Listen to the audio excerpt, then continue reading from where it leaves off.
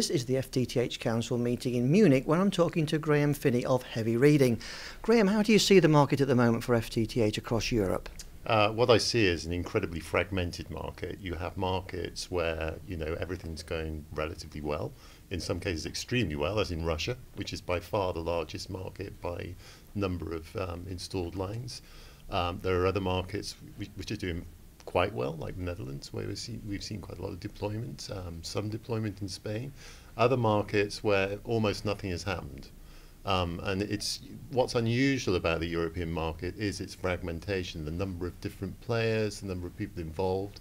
And one aspect of that difference is the fact that incumbents are not the dominant providers in terms of lines installed compared to other parts of the world. So, one of the biggest questions in my mind, trying to analyze the market, and it's a very difficult market to analyze, is determining when it is that the big incumbents in Europe will make the great leap forward where they're deploying far more lines, on a sort of industrial scale, activating lines on an industrial scale, and having the confidence that that is worth doing, because that just hasn't happened yet, and it's really the factor above all which has held things back.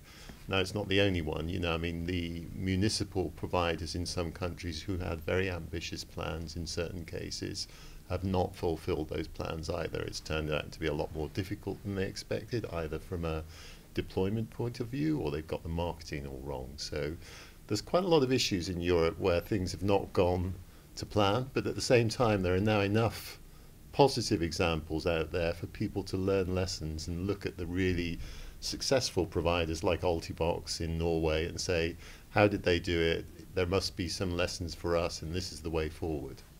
And are you confident that we'll get there? There's the economic situation, there are the technical issues, but do you think ultimately, we'll catch up with some other regions in the world? Well, the economic situation is a factor which has held things back.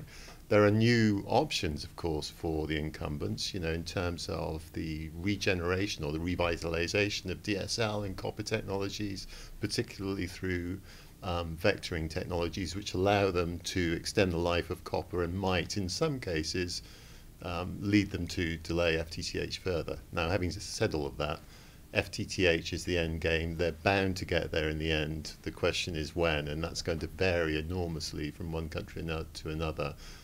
So we'll see. Okay, we'll look forward to it. Thanks for talking to us. Thank you, Brian. FTTH connects the world. When are you getting connected? Ladies and gentlemen, welcome to Munich for the 9th edition of the FTTH conference, creating a brighter future.